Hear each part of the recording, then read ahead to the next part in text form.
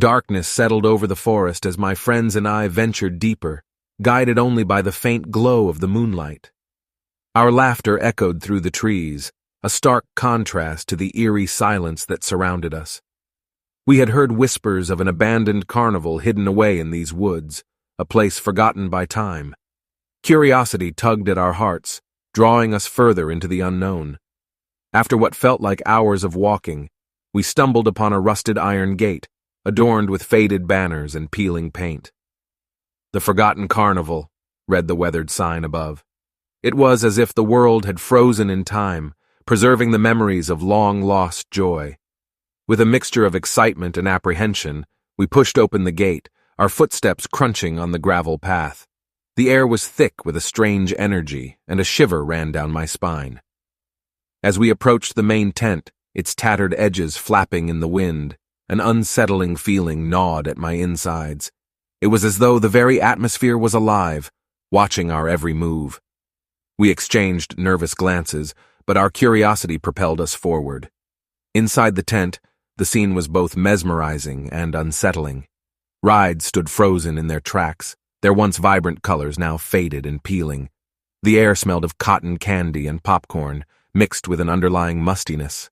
The lights flickered ominously overhead, casting eerie shadows that danced across the decaying attractions. My friends and I split up, each drawn to different corners of the carnival. I found myself standing before an ancient-looking carousel, its wooden horses frozen mid-gallop. As I reached out to touch one, a chill raced down my arm, causing me to withdraw my hand. The sense of being watched intensified, and a sense of impending doom hung heavy in the air. The sound of laughter echoed through the tent, but it was not our own. I turned to see my friends on a nearby Ferris wheel, their faces etched with terror. The wheel spun erratically, its creaks and groans drowning out their screams.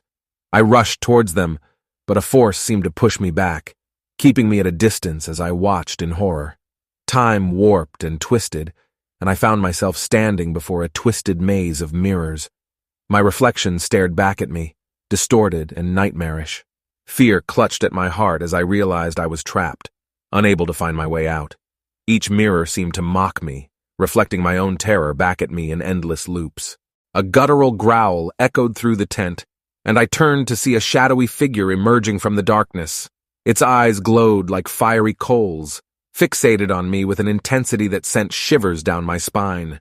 I stumbled back, my heart pounding in my chest as the creature moved closer, its presence radiating malevolence. My friends and I regrouped, our faces pale and sweat-soaked. We realized that the carnival was not what it seemed. It was a vessel for an ancient evil that fed on our fear. Each ride and game had become a deadly challenge, designed to exploit our deepest phobias. We were trapped in a nightmare, a twisted playground where the rules were dictated by a malevolent force beyond our comprehension. As the night wore on, our choices became increasingly desperate. The feeling of being out of control consumed us, driving us to confront our darkest fears head-on.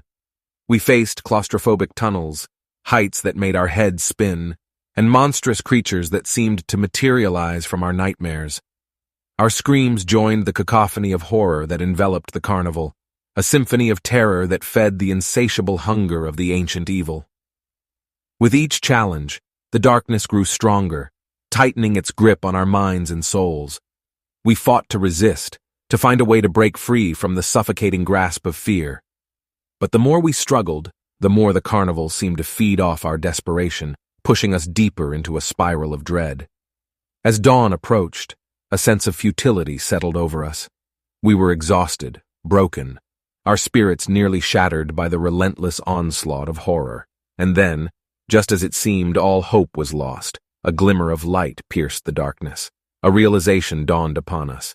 The key to escaping the carnival's clutches lay in confronting the evil itself, in refusing to succumb to its insidious grip. Summoning the last shreds of our courage, we confronted the shadowy figure that had haunted us throughout the night. With a collective roar of defiance, we faced the ancient evil head-on, channeling our fear into a weapon against it. The creature shrieked and writhed, its form distorting and dissipating into the air, leaving behind only an echo of its malevolence. As the first rays of dawn broke through the horizon, the carnival began to crumble around us. The attractions that had once been twisted and menacing now lay in ruins, their power broken by our collective strength. We stumbled out of the tent, our bodies battered and minds scarred but alive. The forest welcomed us back with open arms, the silence now a comforting embrace after the night of terror. We knew that the carnival had been a vessel for an ancient evil, a force that had thrived on our fear. But we had faced that fear, confronted the darkness within and without, and emerged victorious. The memories of that night still haunt us, a reminder of the depths of our own courage and the unrelenting power of fear. The Forgotten Carnival may have been lost to time, but its legacy lives on in the bonds forged between friends who survived the nightmarish ordeal together. And as we gather around a campfire, retelling the tale, we know that even in the face of the most ancient and malevolent of evils, the human spirit will always find a way to endure.